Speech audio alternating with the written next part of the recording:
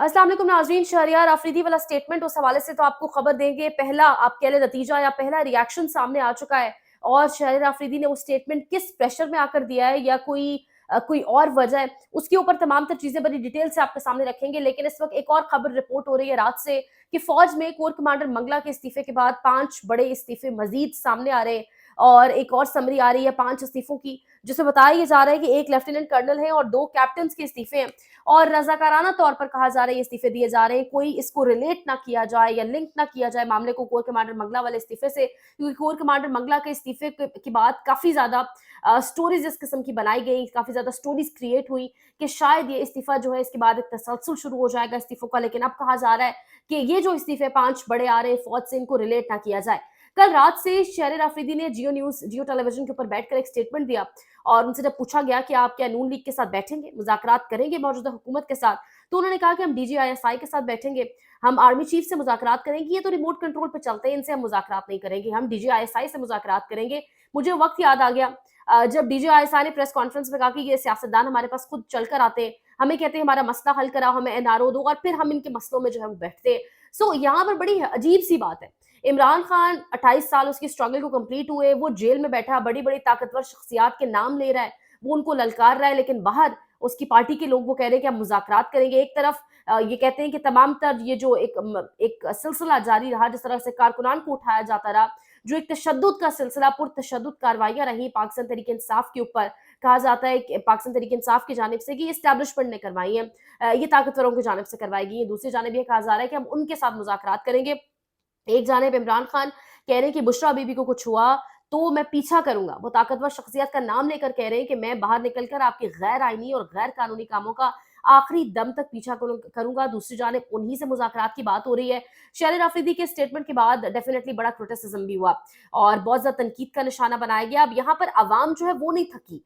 अवाम थक हार कर नहीं बैठी, अवाम और ये अब तो आखिरी टाइम पे रोज़ा तोड़ने वाली बात है असर के वक़्त जाके, क्योंकि अब तमाम तर मामलात, अब जो बहुत मुश्किल वक़्त था वो गुज़र चुका है और अवाम इस मुश्किल वक़्त को गुज़ार चुकी है। तलाल चौधरी साहब वहाँ बैठे हुए थे और तलाल चौधरी साहब ने प्रोग्राम के अंदर यही कहा कि अवाम ने तो इनको 8 फरवरी को वोट ही इसलिए डाला है कि ये एक एंटी एस्टैब्लिशमेंट बयानिए पे चल रहे थे और अब ये कह रहे हैं कि हम उनसे मुज़ाकरात करने को तैयार हैं। यानी आप देखिए कि एक तरफ पूरा सिस्टम है, एक तरफ इमरान खान है और सिस्टम जो है वो अपनी तरफ से भरपूर कोशिश कर रहा है, ताकत लगा रहा है, लेकिन सिस्टम मुसलसल हार रहा है। इमरान खान के पीछे अवाम खड़ी है और अवाम सिर्फ इस वजह से खड़ी है कि इमरान खान जो है वो हर इस टाइम ऑड के अगेंस्ट खड़ा है। इमरान खान रेजिस्ट कर रहा है, इमरान खान एस्टैब्लिशमेंट के खिलाफ खड़ा है। तो ये तमाम तर चीज़ें ऐसे मौके पर आकर शहर आफरीदी का स्टेटमेंट, यहाँ पर मुज़ाकरात से इनकारी नहीं होना चाहिए। बात ये नहीं है कि मुज़ाकरात नहीं हो सकते या मुज़ाकरात होने से मामलात खराब होंगे, लेकिन मुज़ाकरात सिर्फ एक सियासी जमात और एस्टैब्लिशमेंट के नहीं होने चाहिए। मुज़ाकरात इस तरह से नहीं होने चाहिए कि डिग्गी में बैठ के एक चला जाए और वज़ीर-ए-आज़म बन जाए कुछ अरसे बाद। मुज़ाकरात तमाम स्टेक होल्डर्स बैठे, तमाम स्टेक होल्डर्स एक टेबल के ऊपर बैठे, तमाम सियासी जमातें बैठे, एस्टैब्लिशमेंट बैठे, एक लकीर खींची जाए कि एस्टैब्लिशमेंट ने इस लकीर को क्रॉस नहीं करना। सियासी जमातों को पता हो कि हमारा कौन सा दायरा-ए-इख्तियार है और एस्टैब्लिशमेंट को पता हो कि हमारा कौन सा दायरा-ए-इख्तियार है और हमें किस तरीके से सियासी अमल से अब दूर रहना है, असूलन दूर रहना है, अमली तौर पर दूर रहना है, सिर्फ ज़ुबानी कलामी हद तक नहीं। इस तरीके से मुज़ाकरात होने चाहिए ताकि कल को दोबारा, क्योंकि इस तरह से एक पार्टी जब एक सियासी जमात मुज़ाकरात करके एस्टैब्लिशमेंट से दौरे इक़्तिदार में आती है, हुकूमत सँभालती है, अवाम बीच में पिस जाती है। अवाम वो गुर्बत की चक्की में पिसती से पिसती चली जाती है। दूसरी सियासी जमात सड़कों पर आ जाती है या दूसरी सियासी जमात मुल्क से बाहर बैठकर इल्ज़ाम तराशी शुरू कर देती है। तो यहाँ पर मुज़ाकरात इस तरीके से नहीं होने चाहिए। ये तो आप वही तरीका, ये तो फिर वो मरियम नवाज़ वाला तरीका है। शहर आफरीदी ने कहा भी जियो टेलीविज़न के ऊपर, उन्होंने कहा कि आज देखिए नवाज़ शरीफ अगर बाजवा के साथ बैठ सकते हैं, तो हम क्यों नहीं बैठ सकते? तो फिर वो मरियम नवाज़ वाला तरीका है, बहुत आसान तरीका, वो जो बूट पॉलिश करने का तरीका जो मरियम नवाज़ ने आजकल इख्तियार किया भी हुआ है। जिस तरीके से मरियम नवाज़ और शहबाज शरीफ आए हैं, जिस तरीके से नवाज़ शरीफ वापस वतन आए हैं, अपने तमाम तर केसेस माफ़ करवाए हैं, लेकिन देखें वो तख्त पर नहीं बैठ सके क्योंकि अवाम ने नहीं बैठने दिया उन्हें। आप बूट पॉलिश करके या इस तरीके के जो एक लाइन है वो लेकर या ये रास्ता चूज़ करके आप कभी भी अवाम के दिलों में घर नहीं कर सकते। और नजम सेठी साहब ने बड़ी बार कहा है, नजम सेठी साहब ने कहा है कि 2 ऑप्शंस अगर इमरान खान को दिए जाएँ, एक तरफ मकबूलियत, अवाम की मकबूलियत, दूसरी जानिब दौर इक़्तिदार यानी वज़ीर-ए-आज़म की कुर्सी, तो इमरान खान वज़ीर-ए-आज़म की कुर्सी को ठोकर मारकर अवाम की मकबूलियत चूज़ करना पसंद करेंगे। और सिर्फ यही नहीं, नजम सेठी ये भी कह चुके हैं अपने प्रोग्राम्स के अंदर कि इमरान खान के नाम से एस्टैब्लिशमेंट डरती है।